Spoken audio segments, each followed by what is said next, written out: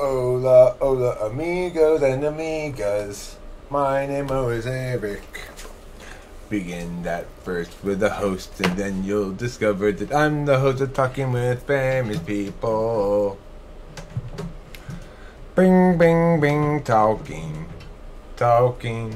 with famous people.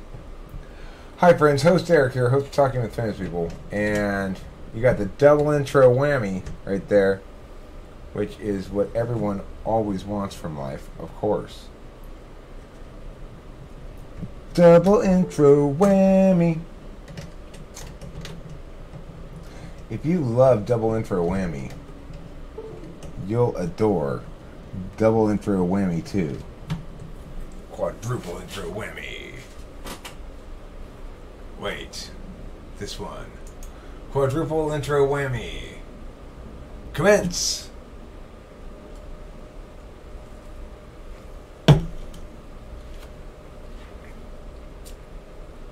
I've got on my ceremonial Christmas headwear. For all you Yuletide fans out there. If you're a fan of the Tide and the Yules, you're with me. I'm Christmas Dan, a Yuletide fan. Anyway, Andrelina Maurer. Andrelina Maurer. Hey Eric, fellow 21-year-old ENTP here. Found your channel after I took a Myers-Briggs test, and for the past 10 hours watched your videos. Thank you very much, Andrelina Maurer. What do you think about the ENTP and the INTJ female relationship? I'm in the period where I'm almost done school and I'm looking to find a good woman for marriage. Out of all the personality types, I think INTJ is the most interesting one. I think would be a good match. Thank man. Subscribe. Well, Andrelina Maurer, I will tell you right now what I think about that. Just as soon as I find this thing. Well, Andrelina Maurer, what I think about that is INTJ might be fourth best type for ENTP, might be third best type in terms of match. Socionics has their notions about that, and I agree with duality for Alpha Quadrant, that your best match is going to be ISFJ. Now, just because you get an ISFJ, it doesn't matter which ISFJ you get. Kimberly and I are fairly poorly matched the ENTP ISFJ pair.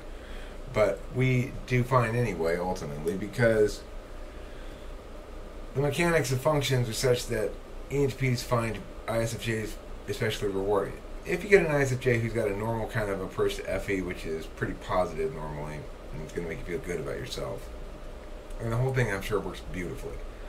If you've got somebody who more uses the stick form of FE, busting chops and such, you may end up having more problems, because ENTPs want to be appreciated for what they offer more than anything else. You know, they want to be loved and valued for what they provide. Appreciated because we're fairly selfless in the sense that we don't have FI as a high function, being as polar, we don't really know clearly what we want. We'd rather know certainly that we made you happy would probably make us more happy. Now as you get older, you get a clearer sense of what you want in life, and you get a clearer sense that a good deal of what you want is to make people that are important to you feel good, love you. And you want them to feel as though they're lucky to be with you and to be proud to be seen with you and stuff, right? So that's one thing that ISFJs normally would provide a person if you get the right ISFJ. If you get one that's, I guess, normal, I'm convinced that's the best relationship. Second best, the one that would fail after 3 years or 4 years, after starting out so promisingly, would be INFJ. And it would seem like exactly the right match for quite some time until you realize you want something more earthy. It's like INFJ will never give you what you're looking for, because what you're really looking for is for them to value authentically. Like, for them to value you because you're so important to them in their particularism. And that's not usually what's going to happen with INFJs. They stuck in NI and they're hesitant to use their they're hesitant to use their SI, and it won't last because ENTP gets tired of the steadiness of NI, like, and it gets tired of the lack of SI. Both, if you get INFJ and ENTP together, even though INFJ uses SI appropriately, it probably isn't to keep their house clean. It's probably to keep track of their affairs. So, yeah, INFJ I'd say is second best, but probably going to fail. Or possibly ISTJ is second best. On the ISTJ relationship, you get the SI you want, which is great. You get the love you want from their third slot FI, which is their hidden agenda. What they really want to do is love.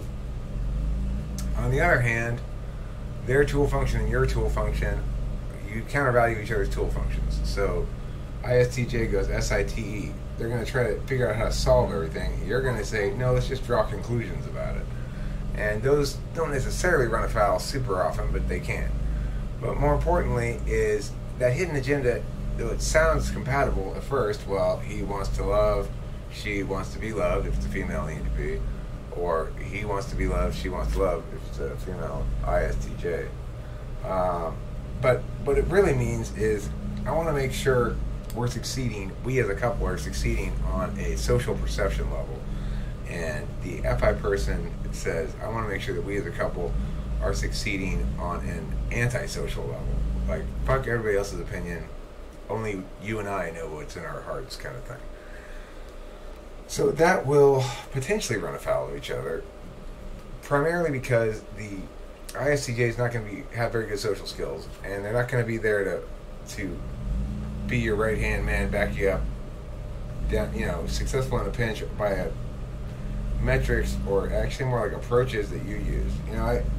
I understand FE approach, and sometimes I use it, and I'd rather get an assist in that than an assist in remembering what's important to me, which isn't very relevant very often. And I don't know, it's complicated, I guess. ISTJ might be a better match than INFJ now that I think about it more. So I go ISFJ, ISTJ. See, this is called fourth slot SI.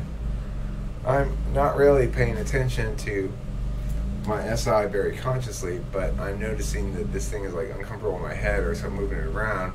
I'm not really thinking about the FE impacts of it, which are, people probably don't want to see me fidget. I mean, they may not want to see me with this ridiculous thing on my head at all, but that's sort of like just childlike FE. It's not blind, it's not ignoring it. When I'm fidgeting too much, when I sit like this and do weird shit on camera, usually that's ignoring the FE because I'm too caught up or too deep in the TI. And so the SI, the need to feel my body and be my body, just sort of pops out reflexively. So fourth best type, then I think when we put INFJ after ISTJ, then it goes first best type for you, ISFJ. Second best type for us, for you or me, ISTJ. Third best type, INFJ. Fourth best type, INTJ. Now, the thing about INFJ is INFJ shares your tool function and your tertiary function, but flipped. So INFJ has your tertiary second and your tool third. INTJ, in contrast, they still have that NI thing going on, but they don't share your judging functions. So they go TE after the NI, then FI. And that means they share no functions with an ENTP. Now, sharing no functions is not necessarily the end of the world, because the reason why INTJ is a good choice is the legitimizing factor. How does INTJ legitimize other people in the world? Like, if you're cool with an INTJ, it's because you well, it's because you don't violate, or I think you should put it this way, it's because you uphold the value of, for INTJ, it's creativity or novelty. For For ENTP, it's truth. So we each uphold each other's legitimizing value in the fifth slot. Our ignoring function is what we assume ourselves to be doing adequately and get furious if other people don't do it adequately. You might think, like for me, I get furious with the TI if people aren't doing TI adequately. It's not true. I get furious about the NI, which is to say, not caring about the truth. So it's like, look, I don't care if you can't do the TI, just as long as you're interested in discovering the truth, I will walk through that path for you and explain it all to you. Well, people don't necessarily really like that, and so in that case, they're prioritizing something other than logic or truth, which is okay. There's nothing wrong with prioritizing things other than logic and truth. But for ENTPs and INTJs, truth is important, and for ENTPs and INTJs, novelty or creativity is important. So the 5-1 thing is going to work well. Intuition DOMs can see each other sort of across the room, but be they NE or NI, and go, oh, like, I see, you're intuitive, especially the dominance. It's less obvious a little bit with the second slot ones. So FE&I, ENFJ, is going to be less obviously intuitive than INFJ, and INTP is less obviously intuitive than ENTP, although more obviously intuitive than ENFJ. And I think that's because NE is more obviously intuitive than NI, which can hide better. Regardless, you'll have the same sort of ideational sizzle that INFJ has with ENTP, except it will be about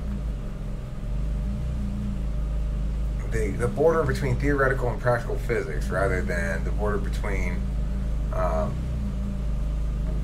winning on a sort of broad but shallow social level versus actually executing in-game social skills, which is where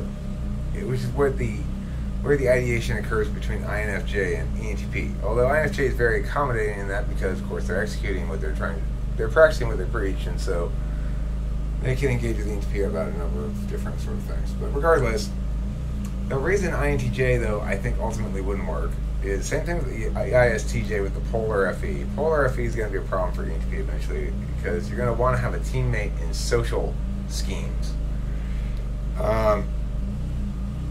The other reason is ultimately what each party seeks. So the only two types that can provide what ENTPs seek most of all from their partner are ISTJ and ISFJ, because ENTP seeks SI. And SE, getting SE is what INFJ and INTJ seek. The thing is, ENTP with 8th slot SE is pretty good at it, but not in a way that holds other people in the boat. It's like a motorcycle. SE for the ENTP is like a motorcycle. You might be able to take one person along with you, but by and large, SE is not other people focused for ENTP. And INTJ is looking for somebody to enable their ideas, not the ENTP's ideas. So that's not going to do them any good, and they're going to feel like you're not doing your job for them by not helping them turn their ideas into reality, or the singular path into reality. Additionally, because you're an ENTP, you'll have trouble sticking with a singular path, even if you like it a lot. And so the follow-through on that is a precious commodity. Follow-through in that sense is a precious commodity, and we have a limited amount of it. We won't follow through on our own shit. So it's just, we're not going to provide the SE. Similarly, they've got decent SI in the 8th slot, but it's concerned with taking care of their own shit. They're not going to provide SI for somebody else. So we're going to keep feeling like they're kind of being selfish and not doing their job, and vice versa. So that's my answer to you, Andrelina Maurer, and thank you for watching my videos. Good luck in your hunt for a woman. ISFJs tend to be snapped up pretty young because they're relationshipy and dumb when young, get with whatever dude kind of bullies them into it, I guess. I don't know.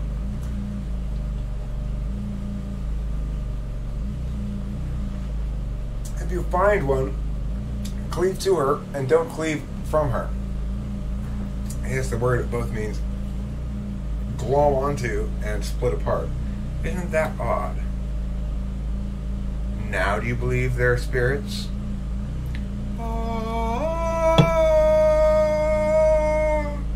Thank you for watching Spirits of Famous People.